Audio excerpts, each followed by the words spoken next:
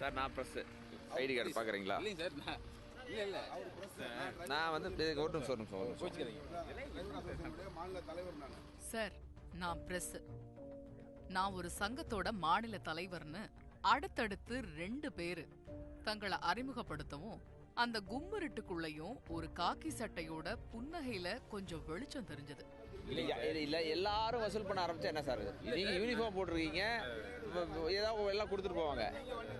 இதெல்லாம் வந்து கொடுமையா இருக்குது.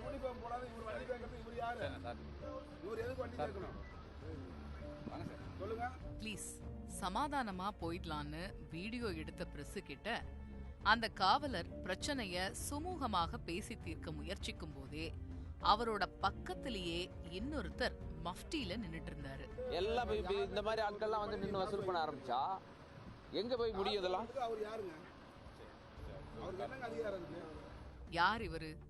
நடக்கிற தகராறுக்கும் இவருக்கும் என்ன தொடர்புன்னு தெரிஞ்சுக்க விசாரணையில இறங்கினப்பதான் மஃப்டியில மாமூல் வேட்டையில ஈடுபட்டு இருந்தவரை ஒரு காவலரே இல்லங்கிறதும், அவர் ஃப்ரெண்ட்ஸ் ஆஃப் போலீஸ சேர்ந்த ஒரு தன்னார்வலர் என்ற பகீர் பின்னணியும் தெரிய வந்துச்சு.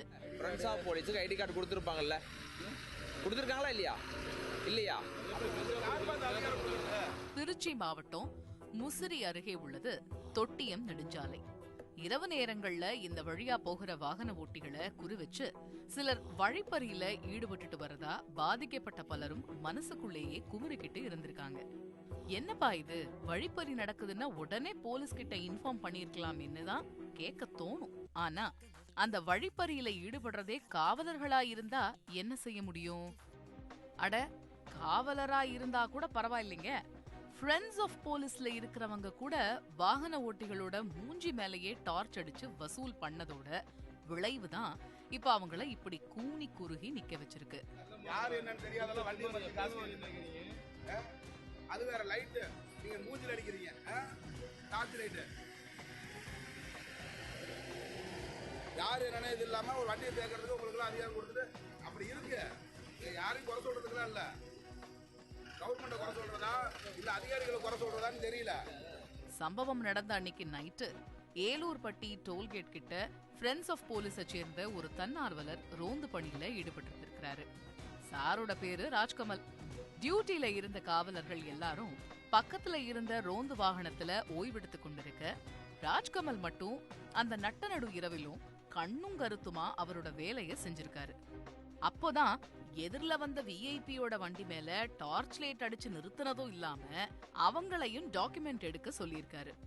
ஒருவேளை இது டுபாக்கூர் போலீஸா இருக்குமோன்னு சந்தேகமடைஞ்ச விஐபி, தம்பி ஐடி கார்டை காட்டுங்கன்னு கேட்டிருக்காரு.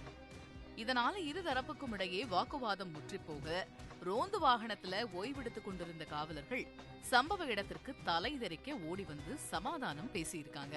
சார் சார் இவர் உண்மையாலுமே ஃப்ரெண்ட்ஸ் ஆஃப் போலீஸா இல்லையா? ஐடி கார்டு இல்லன்றாரு, எப்படி நம்புறது ஃப்ரெண்ட்ஸ் ஆஃப் போலீஸ்? அவரு ஃப்ரெண்ட்ஸ் ஆஃப் போலீஸா? எதுக்கா போய் பேசுற? நீ ஃப்ரெண்ட்ஸ் ஆஃப் போலீஸா? நிஜமா நீ ஃப்ரெண்ட்ஸ் ஆஃப் போலீஸா?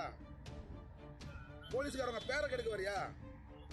ராஜ்கமல் விபத்தை ஏற்படுத்தக்கூடிய வகையில டிரைவர் மூஞ்சி மேல டார்ச் லைட் அடிச்சு கவனத்தை திசை திருப்பினது மட்டும் இல்லாம வாகன ஓட்டிகள் கிட்ட ஆவணங்கள் சரியா இல்லன்னு சந்தா கட்டிட்டு போன்னு மாமூல் வேட்டையிலையும் ஈடுபட்டதா குற்றம் சாட்டப்படுது. போலீஸ்காரங்களுக்கு ஒவ்வொரு 50 கிலோமீட்டருக்கு 50 கிலோமீட்டர் நின்று கொடுத்துட்டு போறாங்க. இப்ப இவங்க எல்லாம் வந்து பார்த்தா அப்புறம் பொதுமக்களும் வாங்க ஆரம்பிச்சிருவாங்க. தப்புன்னு சொல்லுங்க, ரைட்டு வாங்குங்க, நைட்டு மகளா உங்களுக்கு கஷ்டப்படுறீங்க. உங்களில் ஒருத்தர் இருந்து வாங்கணும்ல, அதை விட்டுட்டு யாருன்னே தெரியாம யூனிஃபார்ம் இல்லாத ஒருத்தர் விட்டு நீங்க வண்டியை மறிச்சு நீங்க வாங்கினீங்கன்னா அப்ப போலீஸ்க்கு என்ன மரியாதை சொல்லுங்க? அப்ப போலீஸ்க்கு என்ன மரியாதை? ஃப்ரெண்ட்ஸ் ஆஃப் போலீஸா இருந்தாலும் கூட குறைஞ்சபட்சம் ராஜ்கமல் கிட்ட அதற்குரிய ஒரு ஐடி கார்டு இல்லாம போனது அவர் மீதே பல சந்தேகங்களை அதிகரிச்சிருக்கு.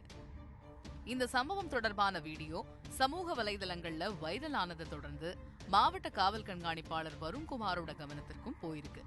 இதைத் தொடர்ந்து ரோந்து பணியில ஈடுபட்டிருந்த சப் இன்ஸ்பெக்டர்கள் வடிவேல், செல்வம், தலைமை காவலர் பாலச்சந்திரன், சாந்தமூர்த்தி, காவலர்கள் நந்தகுமார், அண்ணாமலை ஆகிய 6 பேரையும் திருச்சி ஆயுதப்படைக்கு மாற்றி அதிரடியா உத்தரவிட்டிருக்காரு.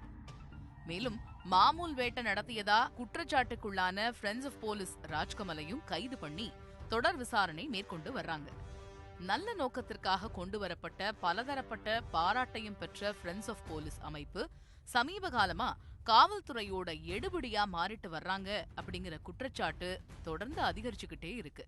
காவல்துறை உயரதிகாரிகள் இது போன்ற சம்பவங்கள் நடக்காம இருக்க ஃப்ரெண்ட்ஸ் ஆஃப் போலீஸ் அமைப்பை தவறா பயன்படுத்தக்கூடிய காவலர்கள் மீது கடுமையான நடவடிக்கை எடுக்க வேண்டும் என்பதே எல்லாருடைய எதிர்பார்ப்பாவும் இருக்கு.